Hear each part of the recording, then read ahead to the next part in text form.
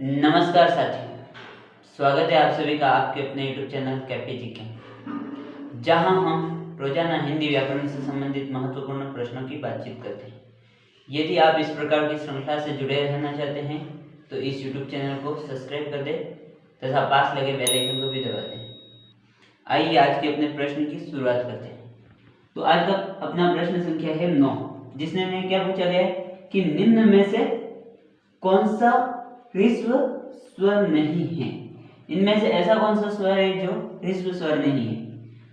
Option number अ, option number ब आ, option number स री और ऑप्शन नंबर द ई।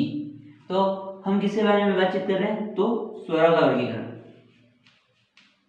देखिए, स्वरों का वर्गीकरण,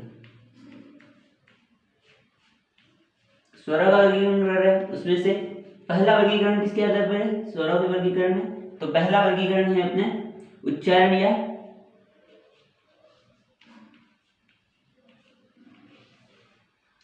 या बोलने में लगने वाले समय के आधार पर।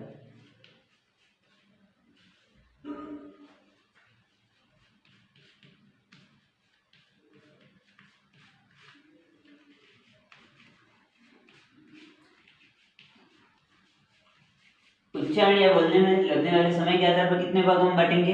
तो स्वर को तीन भागों में बांटेंगे। ठीक है, उच्चारण या बोलने में लगने वाले समय के आधार पर हम स्वरों को तीन भागों में बांटेंगे। पहला है ह्रस्व स्वर। ह्रस्व स्वर, ह्रस्व को क्या बोल सकते हैं? और तो लघु स्वर भी बोल सकते हैं।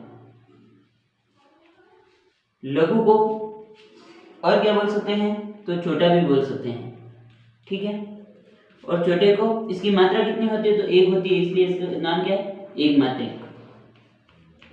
उसके बाद दूसरा कौन सा भाग है? तो दूसरा है दीर्घ स्वर। दीर्घ को हम क्या बोल सकते हैं? तो गुरु स्वर भी बोल सकते हैं। ठीक है, गुरु के बाद इसको बड़ा भी बोल सकते हैं या फिर द्विमात्रिक भी बोल सकते हैं। द्विमात्रिक। देखो, बड़ा नहीं बोलेंगे तो भी कोई नहीं, बाकी हमें ये नाम याद रखना है, दीर्घ, गुरु या द्विमात्रिक। इसके तीन नाम है। ठीक है, और तीसरा प्रकार है प्लुत स्वर।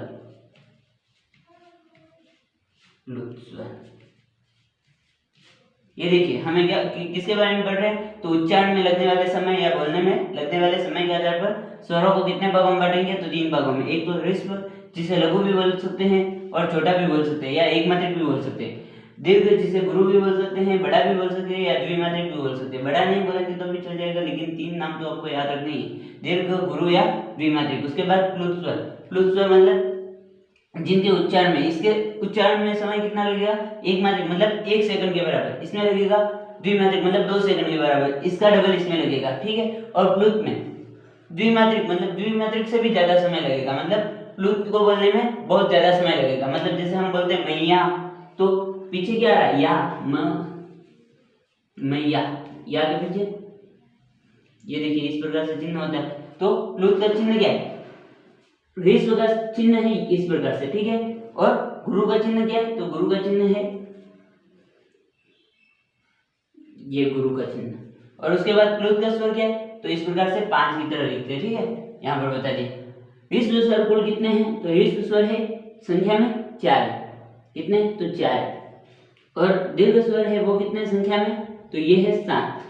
ठीक है, हम स्वरों की बात कर रहे हैं। स्वर में कितने? तो ह्रस्व स्वरों की संख्या है 4 और जो दीर्घ स्वर है उनकी संख्या है 7। 4 कौन कौन से है? तो सबसे पहले अ, उसके बाद आ को छोड़ दो, क्योंकि अ और आ कैसे बनता है? 2 अ मिलेंगे तो आ बनेगा। तो इस हिसाब से इसमें कितना समय लग रहा है? 2 लग रहा है। तो मतलब द्विमात्रिक या फिर दीर्घ भी बोल सकते हैं। तो आ किधर आएगा? इधर आएगा। ठीक है, उसके बाद ई, छोटी ई है वो इधर आएगी। और बड़ी ई किससे बनती है? 2 छोटी ई के मिलने से बनती है, तो बड़ी ई इधर आएगी। दीर्घ में बड़ी ई आएगी। उसके बाद उ, उ को बोलने में कितना समय लगता है? 1 सेकंड के बराबर। और दीर्घ जो होगा वो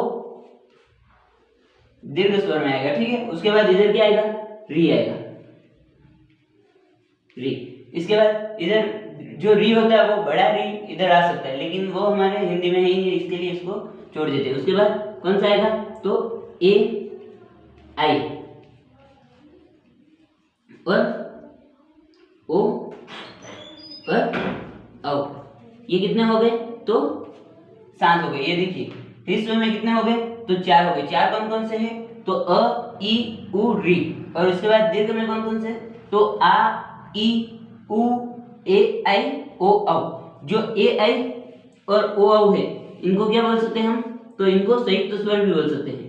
इनको क्या बोल सकते हैं, तो संयुक्त स्वर। इनको संयुक्त स्वर भी बोल सकते हैं। जो प्लुत स्वर है, प्लुत स्वर कौन कौन से हैं, तो ये संख्या में कितने हैं, 8। 8 कौन कौन से, तो ये 7 तो दीर्घ के और एक क्या है, अ है। अ प्लस जो 7 दीर्घ है वो किसमें शामिल होंगे, तो ये होंगे प्लुत स्वर में। प्लुत स्वर में कितने शामिल होंगे, तो 8। 8 कौन कौन से होंगे, तो आप बोलेंगे अ को अ और जो 7 ये है ये इसमें शामिल हो जाएंगे प्लुत में, ठीक है।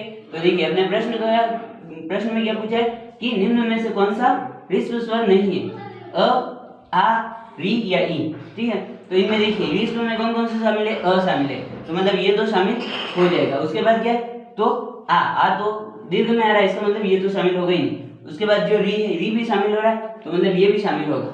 और उसके बाद दीर्घ भी शामिल नहीं हो रहा, तो इसको हम सही कर देते हैं, सुधार।